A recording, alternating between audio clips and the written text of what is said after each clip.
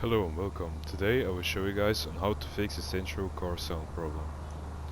So as you guys can hear, the car sound is perfectly aligned when I drive. So there is a glitch where when you drive, the car sound is delayed. So now I'm going to show you guys on how to fix it. It's really easy. You go to NVIDIA control panel, go to manage 3D settings, to program settings. If you don't have Central the Third Remastered over here, you can just simply add it like this.